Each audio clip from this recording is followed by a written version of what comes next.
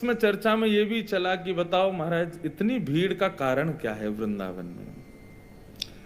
हर बात के दो पहलू होते हैं, सकारात्मक नकारात्मक, पॉजिटिव नेगेटिव दोनों होते हैं। कई लोग उसमें नेगेटिव बात भी ढूंढ रहे हैं, लेकिन देखो बंधुओं, भक्त का स्वभाव, वैष्णव का स्वभाव है वो किसी भी स्थिति में नकारात्मक सोच नहीं रखता। तो हमारी वृंदावन में इतनी भीड़ का कारण क्या है? 2 वर्ष हमारे सवरे लाल जी अकेले रहे मंदिर में, केवल पुजारी और लाल जी, ब्रजवासियों तक को नहीं आने दे रहे थे मंदिरों में।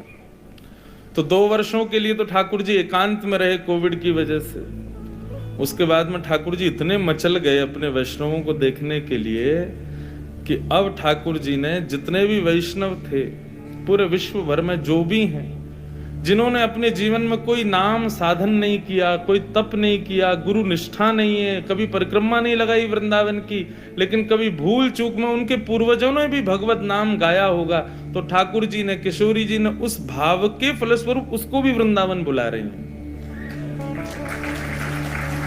किसी के पूर्वज के भजन का फल भी उसके परिवार को अब ठाकुर जी दे रहे हैं। नहीं, आओ भैया दर्शन करो। हम तो तरस रहे थे, 2 साल अकेले रह के थक गए ठाकुर जी, इसलिए अब इतनी भीड़ कर दी है, इतनी भीड़, ठाकुर जी आनंदित हो रहे हैं। 56 नहीं, लाखों भोग लगा रहे हैं ठाकुर जी, वैष्णवों के रूप में भोग ही तो हैं।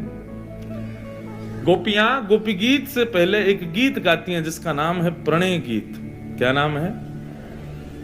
भागवत में बंधुओं 7 प्रकट गीत हैं और 7 अप्रकट गीत हैं। गोपी गीत तो सबको याद है, परंतु उस गोपी गीत की भूमिका बनती है प्रणय गीत से। मैवं विभोर्हति भवान गदितुम ऋषंशं संत्यज्य सर्व विषयांस्तव पादमूलम् भक्ता भजस्स दुर्वग्रहमात्यजास्मान् देवो यथादि पुरुषो भजते मुमुक्षु। एक चीज के लिए हमको क्षमा करना, हम आए तो हैं भक्त चरित्र गाने के लिए, लेकिन बीच बीच में भागवत जी के खूब श्लोक गाएंगे क्योंकि हम भागवत के वक्ता हैं। वैसे इसमें क्षमा मांगने की जरूरत नहीं है, आपको और धन्यवाद कहना चाहिए। क्यों? आप सुनने आए हो भक्त चरित्र, हम कथा भी भागवत की सुनाते रहेंगे, भागवत भी सुनाएंगे, डबल वस्तु आपको देंगे। तो दोनों बातें हैं। तो बहुत आनंद का ये विषय है कि हिसार में ये सुंदर 3 दिन का क्रम रखा गया। सत्य बताएं तो मैं, ठाकुर जी ने हमको इतना सब आगे आ जाओ, नेक नेक खिसक आओ भैया, थोड़े थोड़े आगे आओ, हाँ, और बिना हिले डुले आ जाओ। भाई लोग भी नेक नेक आ जाओ ताकि बाद में नहीं आना पड़े। और अब स्थिति है भैया, जिसको जहां जगह मिले वहीं बैठ जाओ। बोलो वृंदावन बिहारी लाल की।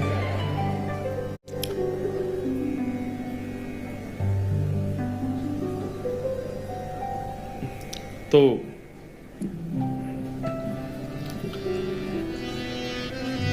भक्त चरित्र श्रवण के लिए हम आप सब लोग एकत्रित हुए हैं। मैं कल बंबई में कथा पूरी हुई, तब से ये विचार में था कि किससे प्रारंभ करूं, कहां से आज के स्वरूप का, भूमिका का प्रारंभ करूं। परंतु मैंने एक चीज अनुभव की है अपने 8 वर्ष के व्यासपीठ की सेवा में, मैं जब जब विचार करके गया तब तब कथा उल्टी हो गई। जो विचार करके गया वही नहीं बोल पाया। तो इसलिए अब हमने क्या विचार करना बंद कर दिया है, मंच पे बैठ जाते हैं, जो ठाकुर जी प्रेरणा दे दें, बस लाल जी से कहते हैं आप जो आपको भाव लग रहा हो वो आप हमसे अब कहवा देना। तो यहाँ कथा का ये 3 दिन का जो क्रम बना, अब विश्वास मानिए, हम कोई अपनी प्रशंसा नहीं कर रहे, पर एक भाव कि पिछले कुछ दिनों से ठाकुर जी ने इतनी व्यस्तता बढ़ा दी कि सोने की भी फुर्सत अभी नहीं मिल पा रही। तो यहाँ कथा का जो क्रम था, पहले तो हमने हाथ जोड़ के निवेदन किया कि हम अगले वर्ष करेंगे, इस वर्ष तो नहीं आ पाएंगे। पर हमारे यहाँ के 2-4 वैष्णव बालकों ने इतने फोन किए, जब उनकी नहीं मानी तो उन्होंने संतों से फोन करवाए, और 2-3 हमारे बड़े संतों के फोन आए, बोले महाराज जी वहां कथा करनी ही पड़ेगी। तो फिर उनकी आज्ञा नहीं माने तो बहुत बड़ा अपराध हो जाता। तो फिर हम जैसे तैसे गिरते पड़ते लुढ़कते पहुंच ही गए हिसार। यही भक्त का पहला स्वभाव, यहीं से प्रारंभ करते हैं। गुरुर आज्ञा गरीयसी, आज्ञा गुरुणाम अविचारणीयाम। गुरु की आज्ञा पर कभी विचार मत करो। एक बात हमने समझी, जानी, भक्त चरित्र सुनकर के, कह करके, देख करके अनुभव में आई, संसार विचार का विषय है, भक्ति में विचार नहीं करना चाहिए। भक्ति हमारी न्यूनतम तब होने लग जाती है, सूक्ष्म तब होने लग जाती है, भक्ति में बाधाएं तब उत्पन्न होने लग जाती हैं। भक्ति में बाधा क्या है? भक्ति में बाधा, सेवा में बाधा भक्ति बाधा है। ठाकुर जी के नाम संकीर्तन में बाधा भक्ति बाधा है। ठाकुर जी के प्रसाद पधराने में कोई बाधा भक्ति बाधा है। कथा में आकर के मन ना लगना, ये भक्ति बाधाएं हैं। ये सब बाधाएं हैं, जहां भगवत संबंधी कार्य हम पूर्ण ना कर पाए, वो बाधा है भक्ति में। और भक्ति बाधा आती कब? जब व्यक्ति विचार करने लगता है, ये करें कि नहीं करें। वृंदावन गए पोशाक लेने, वो तो 200 की दे रहे हैं, ये 450 लगा रहे हैं। आपने पोशाक में भी विचार कर लिया, जो भाग्या ठाकुर जी के लिए, फिर उसमें विचार मत करो, वो विचार का विषय है ही नहीं। माफ कीजिएगा, मूल्य ज्यादा कम ये होना, ये एक पदार्थ को दर्शाता है। भक्ति में मूल्य ज्यादा कम थोड़ी होता है। अष्ट सखाओं में एक सखा हुए कृष्णदास। कृष्णदास जी का स्वभाव ऐसा था कि उनके नेत्रों को जो भा जाए, वो ये नहीं सोचते थे कि ये मुझे भाया है, वो सोचते थे मेरे लाल जी को भा गया है। उनके कानों को कुछ भा जाए स्वर, वो ये नहीं विचार करते थे कि कितना अच्छा है, मुझे बहुत अच्छा लगा, नहीं, मेरे ठाकुर जी को भाया है। हर स्थिति में अपने ठाकुर जी की इच्छा को प्रधानता देते थे। तो ग्रीष्म ऋतु का समय, गर्मी का समय, मन में भाव आया, कृष्णदास जी पौड़े हुए थे लेटे लेटे, तभी गर्मी लगी तो थोड़ा किसी वस्तु से पंखा कर रहे थे, गले में थोड़ी गर्मी लगी तो जलपान किया। उसके बाद विचार किया कोई ऐसा फल खाया जाए जिससे थोड़ी गर्मी शांत हो। तो मन में विचार आया, बोले जरूर ठाकुर जी को गर्मी लग रही है, इसीलिए मुझे गर्मी लग रही है। निकल गए महाराज बाजार में लेने के लिए खरबूज।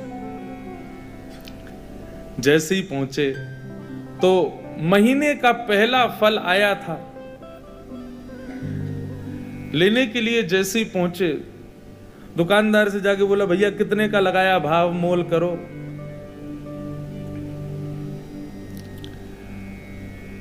दुकानदार ने जो भी भाव था उसका 1 रुपया 2 रुपया बताया, बोले इतने का है, लो। यहां कृष्णदास जी खरीदने लगे, इतने में ही राजा के सैनिक आ गए। सैनिकों ने आकर कहा, बोले नहीं, महीने का पहला फल है, पहले राजा की सेवा में जाएगा, बाद में किसी मंदिर मठ में जाएगा। कृष्णदास जी बोले यहां तो हमारे लाल जी की नाक कट जाएगी अगर ये फल राजा के यहां गया तो। महीने का पहला फल है, ठाकुर जी की सेवा में जाना चाहिए। अब इनको प्रवचन क्या सुनाऊं मैं? ये राजा के यहाँ रहने वाले लोग, इनमें बुद्धि विवेक तो होता नहीं है, केवल तनख्वाह के लिए राजा की जय जयकार करते हैं। हमारे यहाँ तनख्वाह थोड़ी देते हैं ठाकुर जी, हम तो फिर भी जय जयकार करते हैं। ये राजा के लोग, इसको क्या समझाऊं मैं? कृष्णदास जी उनको समझाते तो बात बिगड़ जाती। कृष्णदास जी ने बोला भैया देखो, पहले हम आए तो हमको देना चाहिए। दुकानदार बोला पहले आप आए हो, लेकिन अगर इनको नहीं दिया तो ये दंड दे सकते हैं मुझे, राजा के लोग हैं, मैं तो इन्हीं को दूंगा। कृष्णदास जी बोले अगर हम तुमको दुगना रुपया दें तो, 1-2 रुपए की चीज की अगर हम 5 रुपए दें तो भी नहीं दोगे? तो उसका मन थोड़ा लोभ में आ गया। उसने कहा भैया देखो, आप भले ही राजा के यहाँ से, लेकिन राजा सबका भला चाहता है ना, अगर इनकी वजह से मेरे घर की रोटी बढ़िया आ जाए तो फिर मैं इन्हीं को दे देता हूं, ये 4 रुपया दे रहे हैं। राजा के सैनिकों ने कहा हम पे कोई कमी है क्या, हम 10 रुपया देंगे, लाओ अब हमको दो। 10 रुपया बोला तो कृष्णदास जी बोले हम 15 रुपया देंगे। अच्छा एक और बात बताऊं, जेब में लाए 2 ही रुपया थे कृष्णदास जी लेकिन भक्ति में विचार नहीं करना होता ना, यही तो हम सिखा रहे हैं आपको। लाए 2 ही रुपया थे, लेकिन बातें देखो। सैनिक बोले भाई राजा की नाक कटेगी, सुनो 20 रुपया देंगे, फल हमको दो। कृष्णदास जी बोले 25 देंगे बिना विचार किए, हमको दो। करते करते करते महाराज मोल पहुंच गया 90 रुपए पे। कृष्णदास जी सीधे बोले हम 100 रुपया देंगे, अब तो हमको देना ही पड़ेगा। फल वाला सोच रहा है ये जल्दी ले में, और मैं यहां से जाऊं, मेरी तो छुट्टी, अब तो 1-8 साल अगर दुकान नहीं भी लगाऊंगा तो चलेगा, 100 रुपया मिल रहे हैं, उस समय बहुत होते थे। जब 100 रुपए पर अंक पहुंच गया कृष्णदास जी का, सैनिकों ने बोला कि भाई देखो हम भले ही मोल भाव तो लगा रहे हैं, अपने राजा की नाक बचाने के लिए रुपया बढ़ाते तो चले गए, लेकिन अगर राजा ने पूछा कि फल कितने का आया और हमने कहा 100 रुपए का, तो राजा तलवार निकाल के सर धर से अलग कर देगा। बोले राज संपत्ति को तुम कुछ सोच ही नहीं रहे हो कि 100 रुपए का फल लाए हो। अंत में राजा के सैनिकों ने हाथ खड़े किए, बोले इन्हीं को दे दो, हमको नहीं चाहिए। दुकानदार बोला लाओ 100 रुपया। कृष्णदास जी बोले देख भाई, तू मोल निकाल के, तू ये फल निकाल के रख दे, बस हम लेके आ रहे हैं, चाहे कैसे भी लाइन लेके आएंगे, लेकिन इसको रख दे। तुरंत गए, ना जाने क्या क्या वस्तुएं सब लगा करके बेच करके 100 रुपए का फल लेकर के गए। ले जा करके जैसे ही रसोई घर में पधराया। अच्छा हमारे यहाँ वृंदावन में बंधुओं आज भी एक नियम है, बहुत सावधानी से सुनना। ठाकुर जी के 12-1 बजे मंदिर बंद हो जाते हैं। हम लोगों को ऐसी विचारधारा है कि ठाकुर जी शयन कर रहे हैं, लेकिन नहीं, ये वृंदावन में दोपहर में मंदिर बंद होने का रहस्य शयन करना। ठाकुर जी शयन में नहीं जाते, हमारी आपकी तरह नहीं रोटी खा के पड़ गए। ठाकुर जी गौचारण के लिए जाते हैं उस समय। तो कभी भी आज के बाद वृंदावन में ये हो कि भाई 12 बज गए 1 बजे, तो किसी से ये नहीं कहना ठाकुर जी शयन कर गए। कई लोगों को मैंने देखा 1 बजे मंदिर पर, अब तो बिहारी जी के शयन हो गए। नहीं, शयन रात्रि में होता है, दोपहर में तो ठाकुर जी वनचारण के लिए जाते हैं, वन में गए, गौचारण करने गए। और उसका प्रत्यक्ष प्रमाण ये है कि जब ठाकुर जी का उत्थापन होता है 4 बजे के आसपास मंदिर खुलते हैं, तब ठाकुर जी का फलों का भोग लगाया जाता है। क्यों? इस भाव से कि ठाकुर जी वन में हैं और भिलनियां भोग लगा रही हैं, वन में कोई पके हुए पदार्थ तो मिलेंगे नहीं, तो इसलिए फल का भोग लगाते हैं। तो आज के बाद कभी भी दोपहर में ठाकुर जी का जब मंदिर बंद हो, तो उस समय भाव क्या है कि ठाकुर जी इस समय वनचारण में, यमुना के तट पे घूमने गए, बांडीर वन गए, गैया चरावे नंद बाबा की। इसीलिए कई जगह आपने देखा, देखो सेवा के भी बड़े भाव हैं। श्रीनाथ जी की सेवा, हम छोटे ठाकुर जी की सेवा करते हैं श्रीनाथ जी की। श्रीनाथ जी की सेवा में गैया और ये बछिया, ठाकुर जी के खिलौने, ये पूरे दिन ठाकुर जी के सामने नहीं रखते, ये केवल तब रखते हैं जब ठाकुर जी का राजभोग हो जाता है। सब लोग इधर देखो, इधर देखो, यहाँ देखो, कथा सुनो। देखो समय 3 ही दिन है आपके पास और मेरे पास भी। कोई कितनों चिल्लावे, आवे जावे, कूद पड़े आपके ऊपर, आप अपनी दृष्टि यहां से मत हटाना। दृष्टि और कान ये दोनों बस यहीं रखना। तो हमारे यहाँ नियम है ब्रज में कि ठाकुर जी के आगे गैया, ठाकुर जी के आगे खिलौने, ठाकुर जी की लकुट वगैरह, ये सब राजभोग के बाद दराई जाती है। क्यों? कि अब ठाकुर जी तैयार हो गए वन में जाने के लिए। तो आज भी नियम से सेवा वैसी चलती है, पूरे दिन गैया आदि नहीं रखते ठाकुर जी के आगे। और फिर हर मंदिर की व्यवस्थाएं अलग हैं। राधा रमन जी की अलग है, राधा वल्लभ जी की अलग है, बिहारी जी की अलग है, श्रीनाथ जी की अलग है, गोविंद देव जी की अलग है, पर सब जगह भाव यही है कि दोपहर में ठाकुर जी गौचारण के लिए जाते हैं।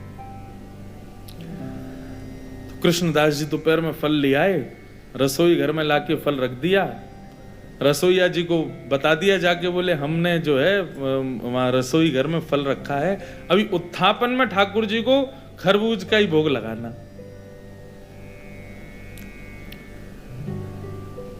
कृष्णदास जी बड़े प्रसन्न थे कि भैया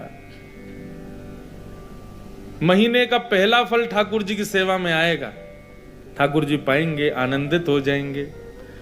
रसोईया स्नान ध्यान करके जैसे ही रसोई घर में गए, पूरी रसोई खोज ली, लेकिन महाराज फल नहीं मिला, कोई ले गया उसको वहां से। बाहर आके कृष्णदास जी से कहा, बोले कि कृष्णदास जी अंदर तो फल है ही नहीं। बोले अरे मैंने वहीं रखा है। बोले मैंने देख लिया, कहीं भी नहीं है, सब जगह खोज लिया महाराज, फल तो कहीं चला गया, उसको कोई और ले गया। कृष्णदास जी बड़े व्याकुल हो गए। बोले एक तो मैं अपने लाला की नाक बचावे के काजे राजा के सिपाहियन से लड़ झगड़ के लायो, 2 रुपया के फल को 100 रुपया को लेके आयो, कितनी वस्तु बेच के आ गए हो। इस बात का दुख नहीं कि इतना महंगा लाया, इस बात का दुख नहीं कि इतना लड़के लाया, इस बात का दुख कि ठाकुर जी उसको पा ना पाए, कोई और ले गया। बड़े दुखित बैठे थे मंदिर के अंदर। उत्थापन का समय अन्य फलों का भोग ठाकुर जी को लगा दिया, लेकिन कृष्णदास जी का मन बड़ा विचलित। पुजारी जी आए, बोले कोई बात नहीं, अब हमने अन्य फलों का भोग लगा दिया है, अब फिर कभी कृष्णदास जी, अब कृष्णदास जी किस किस को बताएं। अच्छा एक और बात बंधुओं, जो बात बात पे ये बताए ना, मैं तो ये करके लाया था, मैं तो इतनी मेहनत से लाया था, समझो उसको इस बात से चिंता नहीं कि ठाकुर जी ने धारण नहीं की, उसको इस बात की चिंता कि मैंने मेहनत की थी। कृष्णदास जी को ये चिंता ही नहीं थी कि मैंने कितना श्रम किया, उनको ये चिंता थी ठाकुर जी ने पाया नहीं। रोते रहे, सब समझाते रहे कृष्णदास जी को। उत्थापन का भोग जब अनवसर हुआ और पुजारी जी ने बाहर आकर के जैसे ही कपाट खोलने की घोषणा की, सब दर्शनार्थी खड़े हो गए। कृष्णदास जी के भी नेत्र लाल पड़े थे। जैसे ही कपाट खुले तो क्या पाया, ठाकुर जी के उर्ध बाहु के ऊपर वही फल रखा जाता जो कृष्णदास जी लेकर के आए थे। रसोईया लाता उससे पहले ठाकुर जी रसोई घर में जाके ले आए उस फल को और अपनी भुजा में ला करके धारण कर लिया। जैसे ये दृश्य कृष्णदास जी ने देखा, मूर्छित हो गए, भाव में प्रवेश कर गए और ठाकुर जी के बार बार बलैया लेने लगे। जय हो नाथ, साचो प्रियतम आप ही हो, बिन गोपाल को नहीं अपनो, जासों कीरत रहिए। सूरदास जी कहते हैं संसार के प्रेमी लोग कितना भी प्रेम का आप उनके सामने बखान कर दो, कितना भी अपना प्रेम उनके सामने उजागर कर दो, कभी ना कभी उसका त्याग कर देंगे, लेकिन ठाकुर जी आपके प्रेम को हृदय से लगा करके रखते हैं। इसलिए मैं कथाओं में कहा करता हूं, ठाकुर जी को 56 भोग प्रिय नहीं, ठाकुर जी को इत्र प्रिय नहीं, ठाकुर जी को चंदन प्रिय नहीं, ठाकुर जी को दुनिया भर की पोशाक प्रिय नहीं, सोने चांदी हीरे जवाहरात प्रिय नहीं, अपने प्रेमी भक्त का भाव प्रिय है। उसका भाव कैसा, उसका भोग ठाकुर जी लगाते हैं।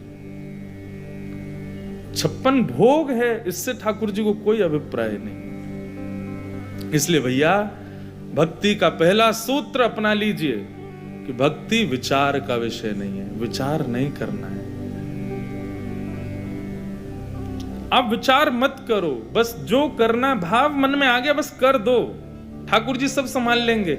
ये विचार उत्पन्न होना और फिर स्वयं को उसके ना योग्य मान करके उस क्रिया को ना करना, ये ठाकुर जी की परीक्षा है। पहले तो आपके हृदय में ऐसा विचार उत्पन्न करा देंगे कि ऐसा ऐसा मुझे उत्सव करना है ठाकुर जी का, और फिर बाद में आप सोचो अरे हम पर धन तो है ही नहीं, हम तो कर ही नहीं पाएंगे। आप जैसे ही उस भाव से पीछे हटे, ठाकुर जी आपको परीक्षा में फेल कर देंगे। फेल क्यों? विचार कर रहा है। रैदास जी का चरित्र सुना है? जब ठाकुर जी उनकी सेवा में आए ना, तो रैदास जी अपने ठाकुर जी को, रैदास जी का स्वभाव था कि वो तीर्थों में ही घूमते रहते थे, लेकिन जब से ठाकुर जी सेवा में आए तब से उनका तीर्थ छूट गया। क्यों? ठाकुर जी को समय पे भोग नहीं लग पाता, ठाकुर जी को यथा उचित स्थान पे बैठा नहीं पाते, क्या करें, तीर्थ जा ही नहीं पा रहे थे। तो रैदास जी ने ऐसा बना लिया, अपनी कुटिया में ही अलग अलग तीर्थों के नामों से पर्चियां लगा दी, और रोज ठाकुर जी का श्रृंगार करके कहते, कहो लाल जी कहां चलोगे? अच्छा, तो आज रामेश्वरम जाना है। ठाकुर जी की चौकी उठाते, नेत्रबंद करते, ओहो देखो कितना सुंदर समुद्र बह रहा है, देखो ठाकुर जी रामेश्वर नाथ भगवान का अभिषेक चल रहा है, लोग ओम नमः शिवाय का उच्चारण कर रहे हैं, और ठाकुर जी की चौकी 2-4 बार ऐसे घुमा के रामेश्वरम जहां लिखा होता है तो वहीं बैठा, पहुंच गए रामेश्वरम, जय हो, बोलो भगवान शिव की जय हो। रामेश्वरम पहुंच गए ठाकुर जी, और फिर नेत्र बंद करके अपने ठाकुर जी को ही बताते, देखो ठाकुर जी अब हम धनुष कोड़ी पे घूम रहे हैं, अब देखो रामेश्वर भगवान के स्फटिक शिला के दर्शन कर रहे हैं, रामेश्वरम में कितने सारे कुएं हैं, हम उनमें स्नान कर रहे हैं, बैठे अपने गांव में हैं, अपनी कुटिया में हैं, लेकिन ठाकुर जी के प्रति भाव क्या रख रहे हैं कि हम रामेश्वरम में। रैदास जी की इस भक्ति का ये स्वरूप हुआ कि जेठ के महीने में अति गर्मी के अंदर यदि रैदास जी अपने ठाकुर जी को तैयार करके, चलो ठाकुर जी बद्रीनाथ चल रहे हैं, तो जैसे ही ठाकुर जी की चौकी बद्रीनाथ में रखी जाती ना, उनके गांव में जेठ के महीने में बर्फ गिरने लग जाती थी। गांव के लोग जेठ के महीना में 100 ओढ़ के घूमते, कोई पूछता कहां गए हो, बोले जरूर रैदास के ठाकुर जी आज बद्रीनाथ गए होंगे, यही मारे बर्फ गिर रही है।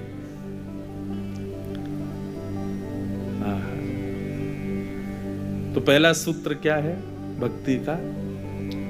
विचार नहीं करना है। ठाकुर जी की सेवा है, ठाकुर जी का कोई सेवा प्रकल्प है, ठाकुर जी की सेवा में कोई वस्तु पधरानी है, उस पर विचार मत करो। बस जो प्रिय है ठाकुर जी को तुरंत ठाकुर जी को अर्पण करो।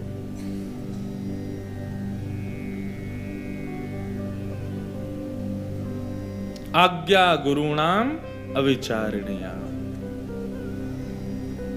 सूरदास जी गाते हैं, भरोसो दृढ़ न चरणन केरो, भरोसो दृढ़ न चरणन केरो, भरोसो दृढ़ न चरणन केरो, भरोसो दृढ़ न चरणन केरो। श्रीवल्लभ नख चंद्र छटा बिन, श्रीवल्लभ नख चंद्र छटा बिन, श्रीवल्लभ नख चंद्र छटा बिन, श्रीवल्लभ नख चंद्र छटा बिन, सब जग माही अंधेरो, सब जग माही अंधेरो, भरोसो दृढ़ इन चरणन केरो, भरोसो दृढ़ इन चरणन केरो। भरोसा। बंधुओं, लोग दीक्षा ले लेते हैं गुरुदेव से, पर दिशा नहीं ले पाते। हमारे मायने में दिशा ज्यादा जरूरी है, दीक्षा ना भी हो चलेगा। लोग गुरु मंत्र ले लेते हैं, स्वरूप ले लेते हैं, कंठी माला ले लेते हैं, लेकिन अपने गुरु की बताई एक बात नहीं करते अपने जीवन में। ऐसे दीक्षा का क्या फायदा? गुरु आज्ञा सर्वोपरि। गुरु आज्ञा भगवान की भक्ति में और पुष्टता लाएगी। हम भक्त चरित्र सुनने तो बैठे हैं, लेकिन भक्त चरित्र सुन के केवल आपको और मुझको संतोष हो जाए उससे काम नहीं चलेगा।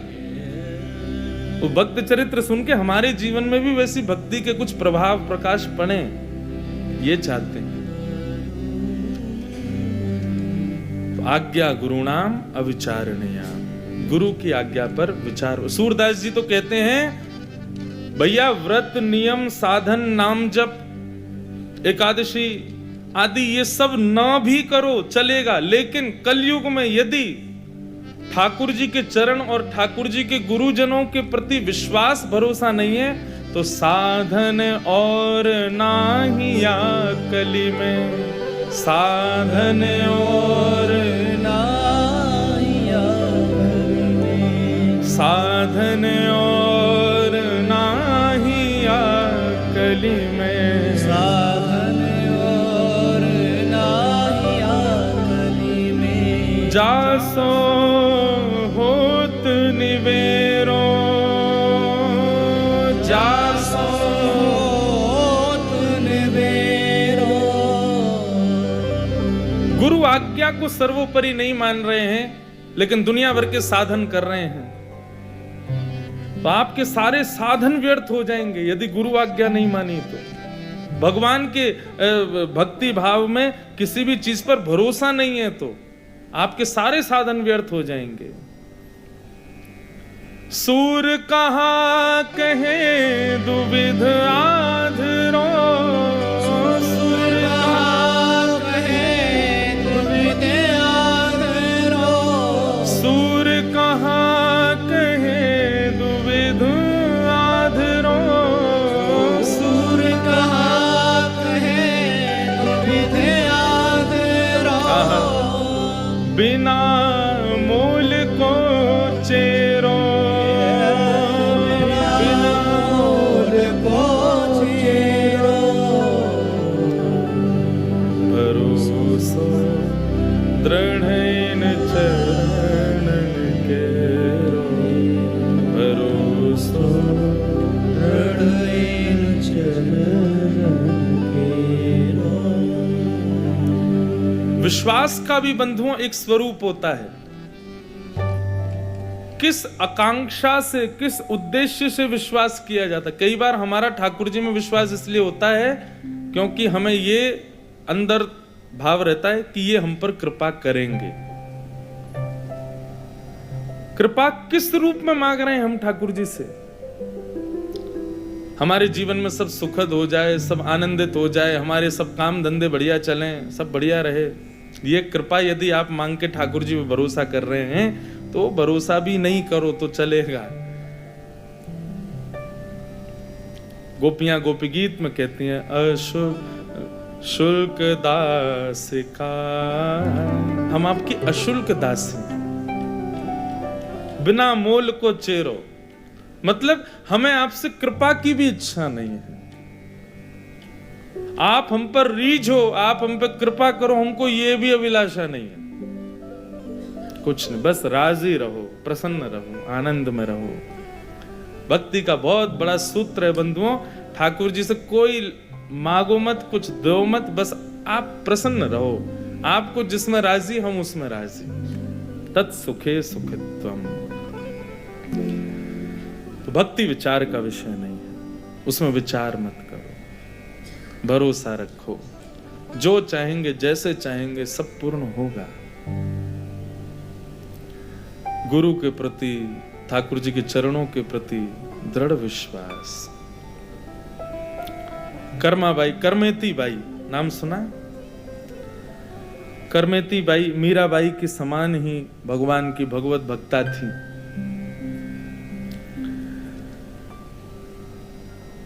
ब्याह जिस दिन था ना करमेती बाई का, उसी दिन चली गई वृंदावन। माता पिता की बात मान करके पहले तो मना किया नहीं ब्याह के लिए, लेकिन जिस दिन ब्याह था उस दिन मन में विचार करने लगे, कैसे किसी अन्य का वर्ण कर लूं मैं, और वो भी ऐसों का वर्ण जिनमें भक्ति का एक लक्षण तक नहीं। आजकल हम लोग वर्ण करते हैं तो क्या देखते हैं, बुरा नहीं मानिएगा, चाहे कन्या वर का वर्ण करे, चाहे वर कन्या का वर्ण करे, हम दो चार चीजें देखते हैं। एजुकेशंस कैसी हैं, परिवार कैसा है, रूप कैसा है, धन कितना है, कभी ये विचार किया बायोडाटा में? मैंने तो किसी के में लिखा नहीं देखा कि भैया हर महीने वृंदावन जाने आए, इतनी भक्ति है, 10 माला रोज करती है कन्या, कभी बायोडाटा में लिखा? यहाँ जितने भी भाई लोग और बहन लोग बैठे हैं जिनके ब्याह नहीं हुए हैं, अपने बायोडाटा में ये मेंशन करवाना आप कितनी माला करते हो। सारे जो ग्रेड्स लिखते हैं ना कि उस कॉलेज में पढ़े, इस स्कूल में पढ़े, इतनी एजुकेशन आदि, वो जो भी है, और एक्सपीरियंस में भी लिखते हैं कि इस कंपनी में जॉब किया आदि आदि, बायोडाटा सब देखे हैं। उनमें सबसे ऊपर जहाँ पर एजुकेशन वाला आता है, क्या क्या पढ़ा है, करते हैं, हॉबीज क्या है, वो सब क्या है, वहाँ पे सब जगह मेंशन करवाना है कि बिटिया जो है वो रोज 11 माला करती है हरिनाम। और फिर एक्सपीरियंस में कहीं एक आध जगह राधा रमन जी की कृपा का भी उल्लेख कर देना। भाई साहब, यदि सामने वाला व्यक्ति वैष्णव नहीं होगा तो बायोडाटा से ही मना कर देगा कि हम इनके योग्य नहीं है। वैष्णव लक्षण हो तब स्वीकार किया जाए किसी व्यक्ति को। और ये पहले हिसार से ही प्रारंभ हो कि भाई हिसार से बायोडाटा आते हैं तो उनमें ये लिखा आता है कि कितने नाम जापक हैं, कितना वृंदावन जाते हैं, गुरु जी कौन हैं, घर में राधा माधव की सेवा होती है, यही हॉबी है बच्चों की, उन्हीं की सेवा में ही उनको सुख मिलता है। ये बातें हम कहाँ मेंशन करते हैं? हम केवल वो चीज दिखाते हैं जिससे सामने वाला प्रभावित हो जाए। यदि वैष्णव होगा सामने वाला तो वो इसी चीज से ही प्रभावित हो जाएगा। आपको पता है रुक्मणी जी ने भगवान को पत्र लिखा था। कभी ठाकुर जी मिले तो थे नहीं रुक्मणी जी से, लेकिन पत्र लिखा 7 श्लोकों में, और रुक्मणी जी ने सबसे पहली बात क्या लिखी कि श्रुत्वा गुणान भुवन सुंदर शृण्वतान्ते निर्विश्य कर्ण विवरई हरतुंगतापम। वैसे तो यहाँ पे हम आप सब लोग सब श्री जी वाले हैं, रुक्मणी जी को कहा काम, लेकिन फिर भी रुक्मणी जी बंधुओं कौन है पता है आपको? श्री जी की भक्ति का अधिकार देती हैं श्री रुक्मणी जी। रुक्मणी जी अधिकारी सेविका है ना ठाकुर जी की। ठाकुर जी ने विवाह किया रुक्मणी जी के साथ। विवाह का मतलब पति की देख रेख, पति का ध्यान रखे, पति का सब संभाले आदि करे, वो सब तो करे, वो पत्नी है। श्री जी की देख रेख संभाल तो हमारे ठाकुर जी करते हैं, तो उनसे ब्याह थोड़ी होगा। वो तो सेवा करते हैं श्री जी की, वो तो अर्चना करते हैं श्री जी की। तो रुक्मणी जी को प्रणाम करने से श्री जी की सेवा मिलती है, ठाकुर जी की सेवा भी मिलती है। अब बड़ा विषय, उसके लिए पूरा मैं और विस्तार से कहूंगा एक दिन। रुक्मणी जी ने पत्र लिखा, और पत्र लिख के जब ब्राह्मण के द्वारा ठाकुर जी के पास भिजवाया, भगवान ध्यानस्थ बैठे थे, ब्राह्मण ने आगे कहा, बोले नाथ आपके लिए पत्र आया है। भगवान बोले पढ़ के सुनाओ। बोले निज पत्र हुआ तो? बोले कोई बात नहीं, ब्राह्मणों से वैसे भी क्या छुपा है, और हमारा छुपा रहता भी क्या है, सब तो पता चल जाता है सबको। कथा आती है राम जी और जानकी जी, ये दोनों जब रात्रि में कनक भवन में चले जाते हैं, तो उसके बाद वहां इनकी लीला होती है, मान लीला, दान लीला। हमारे कन्हैया तो बेचारे बेमतलब में बदनाम कर दिए, इनके गुरुजी तो राम जी हैं। राम जी ने जितनी लीला करी हैं, उन लीला जो अधूरी रह गई वो ठाकुर जी ने करी है हमारे इनने। राम जी तो बड़े लीला पुरुषोत्तम, राम जी भी खूब है, लेकिन हाँ थोड़े संकुचित हैं, संकोची हैं। तो कनक भवन में आज रात में राम जी से श्री जी बोली, किशोरी जी, सीता जी, बोले कि आज कछु नयो करेंगे लीला में। बोले कहा करनो है? अच्छा, लीला की बात आती तो हमारी ब्रजभाषा ही निकलती है, भले ही राम जी के चरित्र की हो। राम जी बोले क्या करेंगे? बोले आज एक काम करो, हम बनेंगी राम, तुम बनो सीता। राम जी बोले नहीं नहीं, ये सब उचित नहीं है, आप ऐसे ही रहो, हम ऐसे ही रहते हैं, ऐसी कोई नहीं। बोले नहीं नहीं नहीं, आज तो आप हमारा श्रृंगार करो और हम आपका धनुष बाण और मुकुट धारण करेंगे। नहीं मानी श्री जी तो फिर राम जी मान गए, बोले ठीक है करेंगे। तो पहले तो श्री जी राघव के वेश में आई, किशोरी जी सीता जी। उनको देख करके राम जी बड़े आनंदित हो गए, वाह आप बड़ी प्यारी लग रही हो, बड़ी सुंदर लग रही हो, नजर उतारी। श्री जी बोले अब आप जाओ अपना श्रृंगार करके आओ। तो राम जी गए और राम जी जैसे ही श्री जी को रूप धारण करके आए ना, तो श्री जी को मूर्छा आ गई, नेत्र बंद होने लगे, गिरन लगी। राम जी ने संभाली, कहा भाई? बोले कि आप या तो कोई काजल आदि कैसे भी रूप बिगाड़ के आओ अपना, नहीं तो हम देख नहीं पा रहे हैं, इतने सुंदर लग रहे हो आप कि हमें मूर्छा आ जाएगी अभी। तो फिर राम जी थोड़ा काजल बिगाड़ के आए, तब सीता जी ने उनको निहारा। क्यों? बोले आप पूर्ण व्यवस्थित श्रृंगार में रहोगे तो हम देख ही नहीं पाएंगे आपको। तो राम जी बेचारे अपने काजल वाजल बिगाड़ के आए, तब सीता जी बोले हाँ अब ठीक है। तो रात्रि में आज किशोरी जी राम जी बनी है और राम जी किशोरी जी बने। लेकिन बंधुओं, यहाँ कनक भवन के भीतर की लीला कोई और तो है नहीं, लेकिन बाहर सरजू जी के तट पर बैठे हुए गुरु वशिष्ठ वो नेत्र बंद करके रात भर श्री जी और ठाकुर जी का स्मरण करते थे। भले ही सूर्योदय के बाद गुरु रूप में रहते थे, लेकिन रात्रि में वो अपने भक्ति भाव में आ जाते थे। तो रात्रि में आज जैसे ही उन्होंने ध्यान लगाया, नेत्र बंद किए, तो क्या देखा? राम जी तो गोरे हो गए हैं और श्री जी जो है सांवली हो गई हैं। क्यों? बोले आज तो अदला बदली हो गई ना।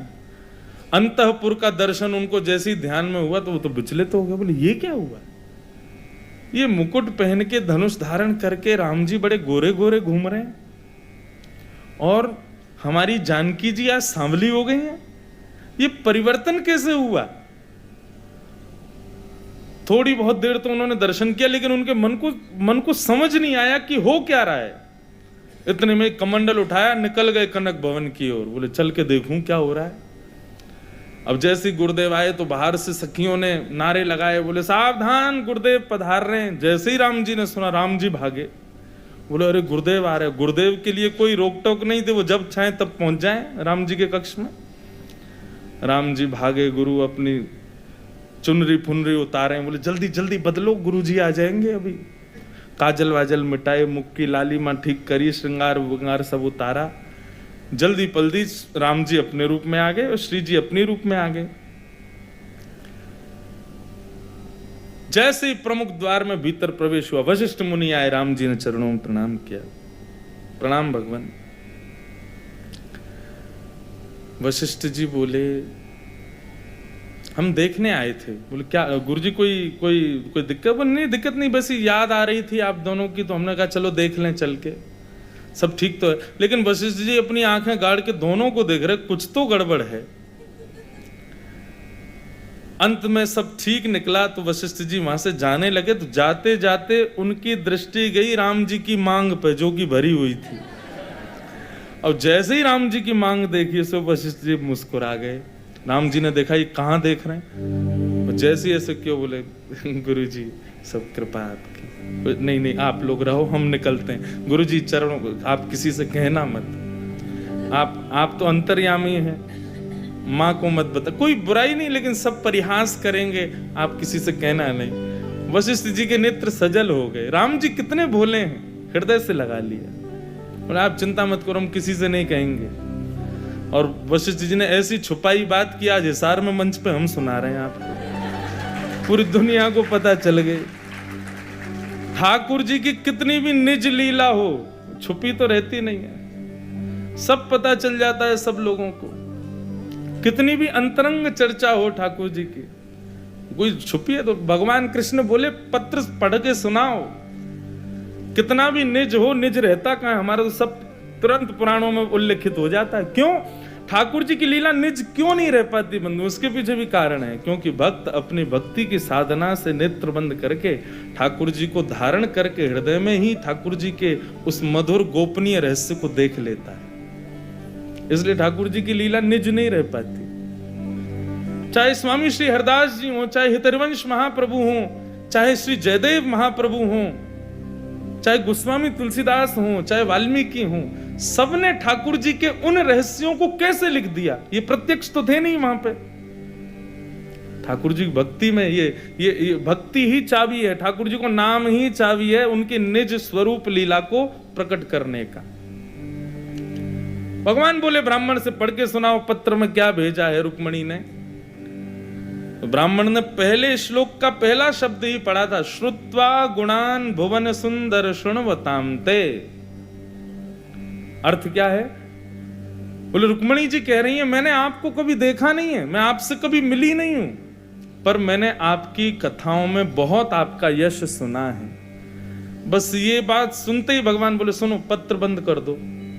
बोले पूरा तो सुन लीजिए। बोले नहीं नहीं नहीं, इसके आगे हमें सुनना ही नहीं है। बोले तो क्या करें, पत्र वापस भेज दो। बोले नहीं, चलो ब्याह करके आते हैं इसी से जिसने तो ब्राह्मण बोला अरे पहले जान तो लीजिए, पहचान तो लीजिए, बाकी के गुण भी तो पूछ लीजिए, आगे के पत्र में थोड़ा देख लीजिए, थोड़ा हमसे जांच करवा लीजिए, कन्या कैसी है, नाक कैसी, आंख कैसी, परिवार कैसा। ठाकुर जी बोले इसने पत्र में जो पहली बात लिखी है ना उसके आगे अब हमें कुछ नहीं देखना। वो कह रही हैं कि उनको मेरी कथा बहुत प्रिय है, श्रुत्वा गुणान भुवन सुंदर शृण्वताम ते। और वो कथा की रसिक हैं, कथा की प्रेमी हैं, इसलिए वो मुझे प्रिय है। चलो ब्याह करेंगे। और रुक्मणी जी से जाकर के ठाकुर जी ने ब्याह किया। कैसा स्वभाव स्वरूप है ठाकुर जी का। बस प्रिय भाव कोई प्रस्तुत कर दे तुरंत स्वीकार करते हैं उसको। तो करमेती बाई ने जिस दिन ब्याह था उसी दिन घर छोड़ के चली गई। क्यों? क्योंकि जब पता चला कि मेरे जिनसे ब्याह होने वाला है उनके घर में कोई भक्ति भाव कुछ है नहीं, पिताजी की केवल बात बनी रहे इसके लिए ब्याह करना, मैं कैसे पूरा जीवन जीऊंगी। और ये जीवन ये ठाकुर जी ने बड़ी कृपा करके अनुग्रह करके हमको मानव बनाया है। अगर इसका हमने उपभोग नहीं किया भक्ति भजन करके, ठाकुर जी को नेत्रों में निहार के, ठाकुर जी की भक्ति करके, तो किस लिए जी रहे हैं हम लोग। कर्माबाई ने पहले तो माता पिता को हृदय से प्रणाम किया, क्षमा मांगी। बोले माता पिता को हृदय को ठेस पहुंचाने का जो दंड मिलना चाहिए बालक को, नाथ मैं उस दंड को स्वीकार करने को तैयार हूं, परंतु एक भक्तिहीन व्यक्ति के साथ जीवन नहीं जी सकती, क्षमा करो। और ऐसा कहते ही कर्माबाई निकल गई। कहां? सीधे वृंदावन। वृंदावन पहुंचे। यहां कर्माबाई के पिताजी, करमेती बाई के पिताजी, कर्माबाई अलग हैं, करमेती बाई के पिताजी खूब ढूंढा, नहीं मिली। वो जानते थे अपनी पुत्री के स्वभाव को, समझ गए निश्चित वृंदावन गई होगी। तो वृंदावन पहुंचे तो वृंदावन में 2-4 वैष्णवों को वार्ता करते सुना। वे लोग करमेती बाई की वार्ता कर रहे थे। तो पिताजी ने जाके पूछा ये जिनके बारे में आप वार्ता कर रहे हैं कौन है? बोले करमेती बाई, बड़े बड़ी भक्त हैं, ठाकुर जी के मंदिर में जाती हैं, जैसे ही मंदिर में प्रवेश करती हैं तो ठाकुर जी ऐसी कोई लीला करते हैं जिसको देख के सब आनंदित हो जाते हैं। या तो ठाकुर जी की मूर्ति हिलने लग जाती है, या तो वहां कोई ध्वनि प्रकट होने लग जाती है, अद्भुत सुगंधी आ जाती। करमेती बाई के मंदिर में आते ही कुछ ना कुछ विशेष होता है। करमेती बाई के पिताजी पूछते पूछते करमेती बाई के पास पहुंचे। नेत्र बंद करके ध्यानस्थ एक आसन में बैठी राधे कृष्ण युगल मंत्र का जाप कर रही थी। अश्रुधार गिर रही है नेत्रों से।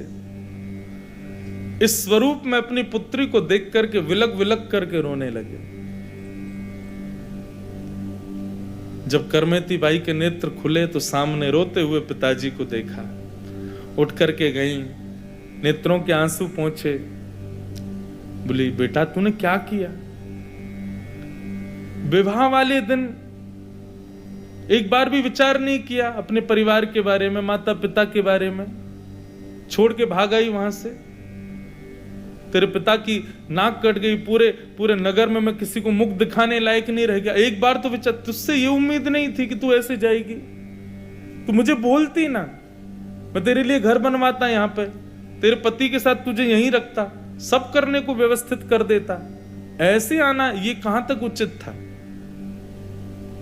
करमती बाई ने जो उपदेश दिया ना बंधुओं, इस उपदेश को बस नकारात्मक भाव से मत सुनना, क्योंकि कई लोग इस उपदेश को उचित नहीं भी समझें। करमती बाई कहती है, पिताजी किस नाक की बात कर रहे हो आप? कौन सी नाक कट गई आपकी? आप केवल मान, प्रतिष्ठा, यश, वैभव इसी को ही अपनी नाक समझते हैं, पर वास्तव में आपकी नाक तो है ही नहीं। क्यों? क्योंकि नाक तो उनकी मानो जो कृष्ण भजन करते हैं, जिनके पास कृष्ण नाम की संपत्ति हो, जिनके पास में वृंदावन युगल चंद की भक्ति हो, उनकी नाक होती है। जिनके पास वैभव होता है, ऐसे रावण की बहन थी शूर्पणखा, लक्ष्मण जी ने उसके नाक काट दिए। क्यों? राम की भक्ति नहीं थी हृदय में। पिताजी नाक तो आपकी पहले से ही कटी हुई है, मैंने क्या काटी? आपने कभी कृष्ण नाम गाया नहीं, कृष्ण भक्ति को पहचाना नहीं, भक्ति भाव को प्रधानता दी नहीं, कौन सी नाक की बात कर रहे हो आप? करमती बाई का वो भाव सुन करके उनके पिताजी स्तब्ध रह गए, और स्तब्ध रह करके वास्तविकता में उन्होंने विचार किया कि मैंने आज तक क्या किया? केवल यश, वैभव, मान, प्रतिष्ठा बनी रहे मेरी, इसी के लिए विचार किया, और उसी के लिए अपनी पुत्री को एक ऐसे अयोग्य घर में भेज रहा था। करमती बाई की बात सुन करके उठ गए। ठीक है बेटा, तू प्रसन्न रहे, तेरी भक्ति बढ़े, बस माता पिता की ओर से इतना ही आशीष है कि तुझे अपने जीवन में श्याम सुंदर का साक्षात्कार हो जाए। जैसे ही जाने लगे, करमती बाई ने अपने सेव्य ठाकुर जी अपने पिताजी को दे दिए। लो पिताजी, इनको ले जाओ, मेरा जो अभाव आपके और मां के जीवन में है वो ये पूर्ण कर देंगे। अब इन्हीं को ही अपनी करमती बेटी समझ लेना, इन्हीं को ही अपना बेटा समझ लेना, इन्हीं की सेवा करो। आज भी करमती बाई के सेव्य ठाकुर जी विराजते हैं राजस्थान में, स्थान का मुझे नाम याद नहीं कहां की थी वो, वहां विराजते हैं। स्वयं तो भक्त थी ही, परंतु अपने पूरे कुल को, अपने पूरे परिवार को भी भक्त बना दिया करमती बाई ने। एक दिन जिस नगर में उनके पिताजी रहते थे, वहां के राजा ने करमती बाई के पिताजी को आमंत्रित किया। सैनिकों ने जाकर के कहा, बोले महाराज आपको राजा ने बुलाया है। तो पिताजी करमती बाई के ठाकुर जी के सामने बैठे थे, तो बोले मैं तो अपने राजा के पास ही बैठा हूं, मुझे किसी राजा के पास जाने की जरूरत नहीं, मेरे राजा तो मेरे संगी हैं। राजा को जाकर के जब सबने ये बात कही कि बोले वो तो कह रहे हैं मैं तो अपने राजा के पास ही हूं, उनकी आज्ञा मान के रह रहा हूं। राजा ने कहा मेरे अलावा कौन सा राजा आ गया? दौड़ करके गए तो देखा अपने ठाकुर जी के सन्मुख बैठे। तो बोले कौन से राजा हैं तुम्हारे, किनकी आज्ञा मानते? बोले ये हैं मेरे राजा। तब से आज तक उस नगर के राजाधिराज की पदवी पर करमती बाई के सेव्य ठाकुर जी ही बैठे। बोले यही हैं राजा, यही हैं श्रेष्ठ।